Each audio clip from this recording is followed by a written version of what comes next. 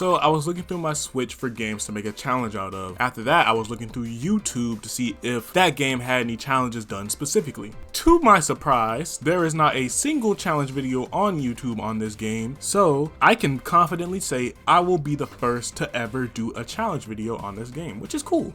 So what game did I choose to do a challenge on? You ever heard of Toree? Toree 3D is a 3D platformer made by Seoctro. The claim to fame for me was the fact that it was 99¢ in the Switch store and I could spend my gold points on it without having to spend any of my actual money. Now, the type of person I am, I really enjoy 3D platformers, and if there's a good 3D platformer on the market, I have to play it, right? Right now, in my sights, I have Penny's Big Breakaway, I played Super Lucky's Tale this year, I played a couple of 3D platformers, but this one right here is special because of its simplicity. This game is really simple. You jump, run, and you can double jump. And there's a couple of like stage mechanics, but that's about it. There's not much to this game, and yet it feels good, it plays good, it does exactly what it's trying to do, and that makes the game good. It's a less is more kind of thing, and that made me think, what can I do to create a challenge out of this game? So then I asked the question, can you beat Toree 3D without jumping?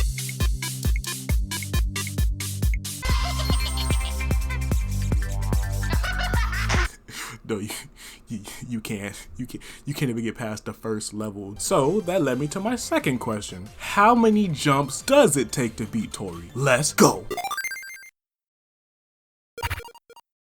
Alright, so rules. Pressing the A button to jump, pressing the short hop button, I forgot if it's Y or B, I forget which one it is, I'll put it on screen. Pressing any of those buttons to jump counts as a jump. Doing a mid-air jump after falling off a ledge counts as a jump.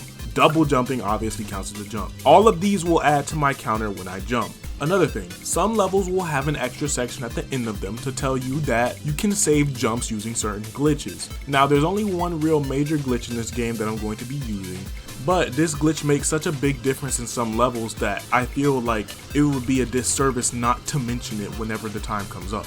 With that being said, we can finally get into answering the question, how many jumps does it take to beat Toree? We'll of course be going in level order, starting with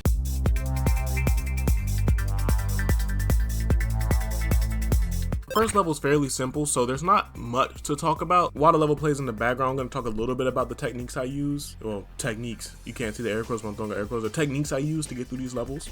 So again, with the first level being pretty simple, it's really about knowing what needs a single jump and what needs a double jump. Some things you think need a double jump can be cleared in a single jump, but some double jumps can also be cleared by using a technique. In Toree, when you fall off a cliff, your jumps don't immediately go away. You can still jump in midair. Some jumps that need to be cleared by double jumps can be cleared by falling off the ledge and doing the midair jump to clear the gap. I use this technique a lot. You're going to see it plenty of times during this playthrough, and it clears a lot of spots where you think you would need a double jump, but you can really just single jump by falling off and then jumping back up. Another, you can't see the air quotes, technique that I employ is one where when you do a single jump and you fully hold the jump button, Toree can sometimes just clip onto the ledge. If the ledge is just short enough for you to kind of sort of hit it, then Toree will like lag and like just teleport to it. It's kind of weird. It's something you'll have to see when we get to it, really. There's also some parts of the game where you don't have to jump at all. You can just run at the ledge if it's like just short enough, and you'll just clip up there. But that's in a different level. That's not used in this level. So we'll talk about that one when we get there.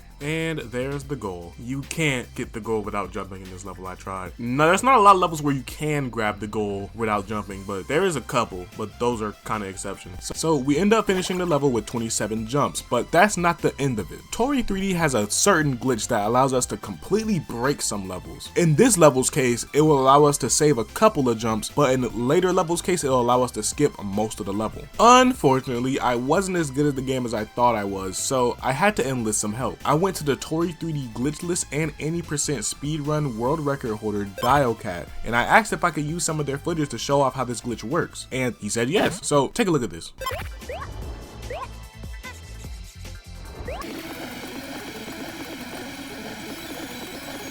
This is the fan glitch, and for some levels it will be key to allowing us to reduce the amount of jumps we need for levels. Now, that's why I included the glitch section and the glitch list section. Kind of like speedruns, any percent, glitch list. We're gonna be doing glitch and glitch list. So for this level, let's see how many jumps we actually reduce by using this glitch. At the point in the level where he uses the glitch, we're already at 16 jumps. So let's do it this way. We'll start right there at 16 jumps. He used 1 jump to get into the fan. Then he used 1 jump to correct himself onto the platform. Then, rather than waiting for the platform to go all the way over to the building, he does 2 jumps. But since we're doing a minimal jumps run, we'll just wait and do only 1 jump to get there. From there, we'd only have to jump to the goal. With this level's fan glitch, it's a bit iffy, and honestly, it's really based on how much time you're willing to spend, because if you really wanted to, you could stay in the fan long enough to the point where you go up in the air high enough to land onto the building. But honestly, even though I was crazy enough in the Kirby video to do the copy thing on Toree, this one is different.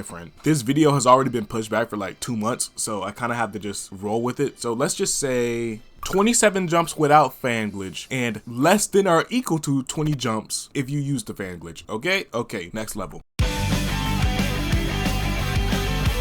You know, honestly, I'm embarrassed to admit how long it took me to get this level right. But yeah, Sea Mama's Harbor, the fan level. So you would think with it being the fan level and all, you wouldn't have to jump that much, but that's just not the case. This is Sea Mama's Harbor. This is not a wind harbor. So a lot of the first half of the level is playing around Sea Mama's tentacles and how you can seemingly clear all of them with single jumps, but they're actually double jumps, deceptively so. Then one of the last tentacles you jump on in the level is a fan one, so it symbolizes how the fans are about to take over the level, because they are. So basically from this point forward, after checkpoint 1, it's fans galore. There's not going to be that much jumping anymore, mostly jumping into fans, like right here. You jump into the fan and then you just ride all the fans up. After this section with all these fans, there's actually something I want to get into. These fans feel weird to move on, bro. Like whenever you post editing the crewman here, so this clip looked off to me while editing, so I went back to the game to see if you could like do this without jumping, and you can. It's a very, very tight window, but like check it out.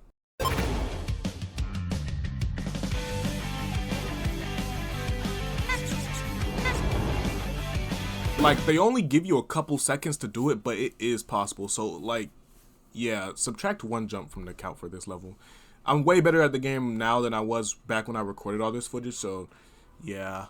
Anyways, you're being blown by a fan and you're able to move on solid ground. It influences like Toree's speed and direction so much that trying to go any direction other than the direction that the fan pushed you in is just a chore. And since you can't jump, you can't course correct the way you want to, so it's just like, it's a lot more difficult. Like not being able to jump on some of these sections made the level more difficult than it needed to be, which is why I had to reset so many times here.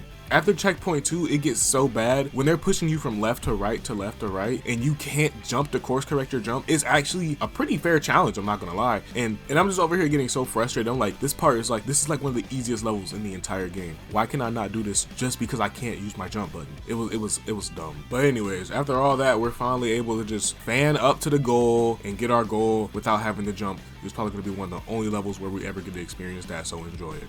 Next, we have our glitch segment, which is hilarious and very short, so let's get to it. So for this level, you actually use the fan at the very beginning to beat the entire level as fast as possible. Meaning, those 4 jumps at the beginning that are unskippable are the only jumps that you need for this. All you have to do is get in this fan and not be dumb like I am, and you go straight up to the goal. Boom, 4 jumps. That means Sea Mama's Harbor can be beaten in 16 jumps normally, and can be beaten in only 4 jumps when using the fan glitch. Alright, next level. Slidey Ice is one that doesn't really mess up our jump count too much. The level does contain a fair amount of jumping, but because it's the usual snow level with ice that has slippery physics, a lot of it is focused on just trying to show off the slippery physics and having a lot of narrow walkways where you have to slide on the ice, or you have to slide on the ice down a hill or something like that. Though the level is simple, we are still doing a minimum jumps challenge, so we have to be mindful of spots where we can save jumps. Specifically, by jumping on this crystal and doing the double jump up to the platform, it saves some jumps that would have been needed if you had to the intended path. After going up this windy ice path that requires no jumps and we get to the checkpoint, we have to jump over to this platform on the left, and here begins the slidey ice part, which surprisingly requires no jumps. When you get to the fences that cover the entire path, you can just maneuver off the side of the ice and then come back on because it's going downward, and Toree will stay afloat long enough to get back onto the ice. You can maneuver past this first one, the second one, the third one, the fourth, and the 5th one, and after that there are no more, so you just go to the goal, and the goal goes the last jump of the level. So, Slidey Ice can be beaten within 13 jumps. Next level. Neo, Osaka, and Edge Runner have to be my least favorite levels in this game, in terms of this challenge at least. When it comes to this level, it's a lot of trial and error, and that trial and error comes with a lot of waiting and a lot of time investment. Because the cars move back and forth, you basically are just waiting the whole time to make sure they get close enough for you to lower your double jump to a single jump, and it just takes forever. Also, shout out to this level for being the first level where skipping the checkpoint actually saves a jump. If you skip that checkpoint right there, you save one whole jump, which is great for this challenge. This next part is also great because it's just fans, so we just hold the run button, get our extra lift, and we can just go past everything. On the last fan, we have to make sure we get the maximum height so we can land on the car in front of it. Alright, so for this part, I'm just going to speed up. It's like a whole minute of me waiting on all these cars, trying to get them close enough to reduce the double jump to a single jump. It's so boring. It's really boring. So we're gonna speed up until we get to the conveyor belt cars.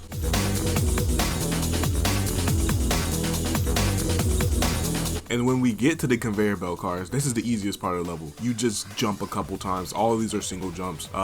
Some of them probably can't be cut. If you cut the jumps, it's gonna be double jumps. So you're just doing the same amount of jumps anyway. So to be safe, you do single jumps. And that's the goal. Yeah, so Neo Osaka takes 39 jumps. 39, and there's no glitch. Next level. Damn.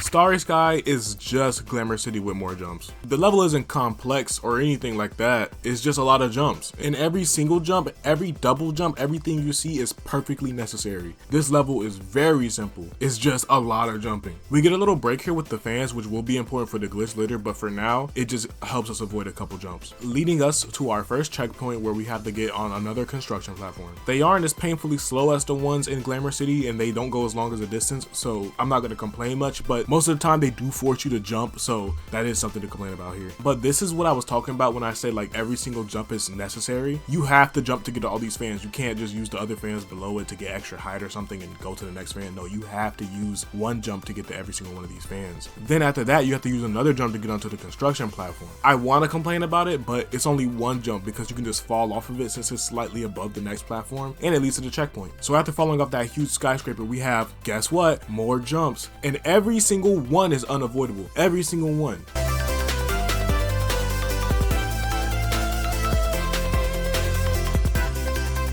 And if you thought it couldn't get worse, we have a double jump past these buildings, a single jump, then we have to jump for every single one of these fans again.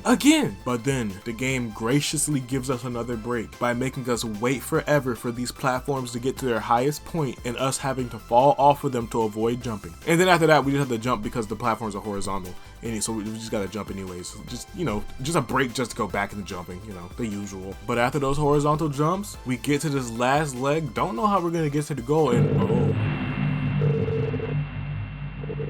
Hey.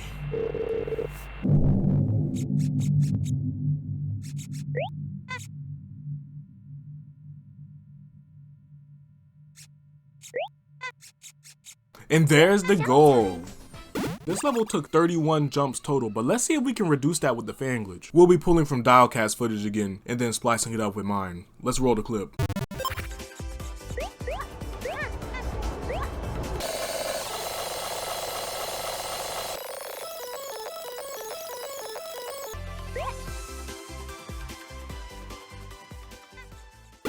So we're gonna do it the same as Glamour City. At the point he got in the fan, we have 4 jumps. We're gonna add a jump for getting into the fan, add a jump for the course correction he did to get down on the platform. Hey, how you doing there, spooky man? Then we add 3 more jumps for getting on and off of the construction platform and getting to the goal. This would make our total with glitches only 9 jumps. So 31 jumps glitchless and 9 jumps with the glitch. Next level. So with Win the Ocean, I'm just gonna cut to the chase. You only need 3 jumps to beat this level. And I know what you're thinking. Well, it's a fan level, so obviously it's a glitch. You don't even need the fan glitch in this level. You can just do the entire level in only 3 jumps, and that's it. We can move on to the next level. But before we move on to the next level, I am gonna show the 3 jumps and how I was able to minimize it to only 3 jumps. So for the first jump, there's nothing to explain. You just have to use the jump to get onto the first fan. We get past checkpoint 1, and in order to get to checkpoint 2, we have to jump onto these fans. From checkpoint 2, we use these these fans from below. If we get maximum height on them, we can do a chain, and we can keep going from fan to fan without ever having to land on the ground and use our jumps. From there is smooth sailing. You literally don't have to jump anymore until you get to the goal. The goal is the third jump, and those 2 jumps that we did were the only ones you needed to get through the main level. Now, with that explained, let's go on to the next level.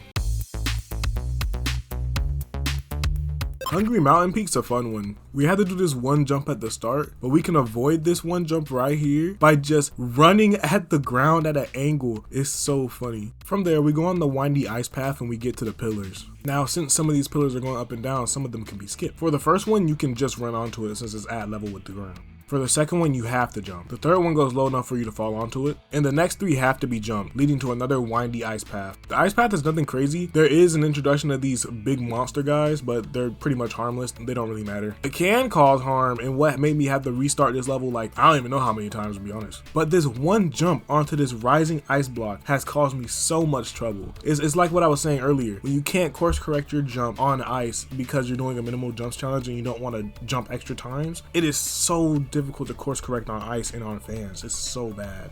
But once we get past that, we get to the next checkpoint. I always thought this checkpoint was placed kind of weird, but maybe it's because they knew that rising ice block was bullshit, so they had to give you a break by giving you a checkpoint and then give you another checkpoint right after. But once we get to this next checkpoint, we don't have to jump anymore until we get to the goal. You can very narrowly avoid all of these ice monsters, and it's not really that big of a challenge. So yeah, Hungry Mountain Peak can be beaten in only 14 jumps onto the next level. Bro, this level took so much finesse. Just like Neo Osaka before, there's a lot of waiting for cars to move back and forth, but this one I have to implement one of my techniques. Basically right here when we have the fan, we have to use it to get just enough height to only need 1 jump to hit the checkpoint. After we hit the checkpoint, we can just die and spawn on top without having to use an extra jump. That's 1 whole jump save because I decided to die instead of double jumping. Hell yeah. Anyways, after this we got more car waiting, you know, our favorite thing to do. Then we get to the worst part of the entire level. It took me so much time to get past this damn part. So after we go past this conveyor belt, get past these bees and the ice truck and whatever, we have this setup right here. If this checkpoint wasn't so perfectly placed, this challenge would not have happened. I sat here for at least 30 minutes, making absolute sure I made these jumps and I saved as many jumps as possible. But this truck jump right here, this stacked up car truck jump right here, it's a really tight jump. And I had to keep going and dying and dying and dying over and over again. And then I finally got it, and after I got it, I got through the rest of this part in 1 try. So, but yeah, after the car truck of doom, the level's pretty smooth sailing is what I would say if the next section wasn't stupid. So you just jump over these cars, you do another technique and jump, and then let the checkpoint activate and then die so you can land on top of it. But then we get to this next section. I sat here pondering a good path for so long. Honestly, I'm not even sure if I got a good path, but this is the path I took. I used the fan to land directly on top of the conveyor belt truck. Then I used the momentum from the conveyor belt truck to go all the way to the ice truck. Then we carefully maneuver on the ice truck, get on the edge of this conveyor belt truck, and immediately jump onto this car. From here, we can walk on all of the flipped cars, with the last jump we need being our goal. With that, you can be Edge Runner in 31 jumps. Now let's please move on to the next level.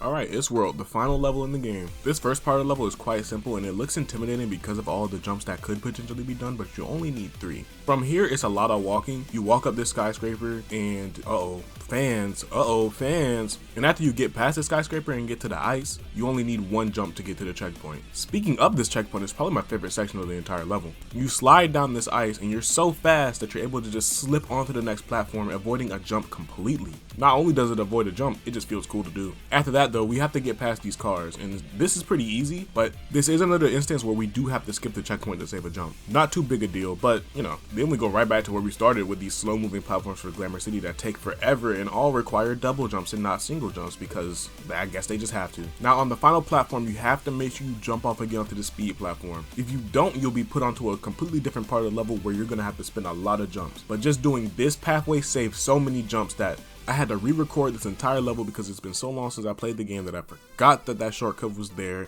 and the jump counter was way inflated because I forgot that pathway existed, yada yada yada. Really just a race to the finish from here. You run through these speed boosts, make sure you carry all your speed through this fan over to the other speed boost platform so you don't have to jump on this one with too big of a gap, jump this last one with a big gap, and then use all your speed so that you only need one jump to get to the goal, and that's the level. Except not really, because you know the fan glitch is coming. This one was actually simple enough for me to do myself, so I don't have to do any splicing or any math this time. You start the level the exact same, except when you get to the skyscraper section, you just go into this fan and you wait a little while. Once that's done, you fly up into the air and you land right onto the last checkpoint. From there, you play the level as usual and then you get the gold. So our total for this level is 27 jumps, no glitches, and 6 jumps if we use the glitch.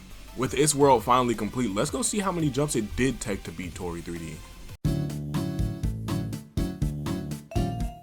Okay, now that we have all the levels done, all the numbers, we can tally it all up and see how many jumps you need to beat Toree both glitchless and with glitches. First, we have glitchless. After adding all these numbers up, you can beat Toree 3D in 200 jumps without glitches. Honestly, I thought it would be a lot worse, but I'll take an even 200, honestly. If we add all these numbers up, then replace the glitchless numbers with the glitch numbers, we get 139 jumps. Damn, you save a whole 60 jumps by using the fan glitch. Kinda wild actually, I'm not gonna lie. You know, that was a fun little challenge. I didn't expect the video making process to be this turbulent and this crazy, but you know, life happens. Sometimes you have to not upload for 5 months straight, even when you want to give your people more content. That being said, if you see any jumps I could have saved, make sure you leave a comment, and if you enjoyed the video, leave a like. Also, I have a Discord server. It's going to be linked in the description. If you want to talk about video games and whatever else, just, you know, hop in the Discord. We just be hanging out, just talking about games and whatever else. But with that being said, I've been Nakruma, and this was the Toree Minimal Jumps Challenge. I'll see you in the next video.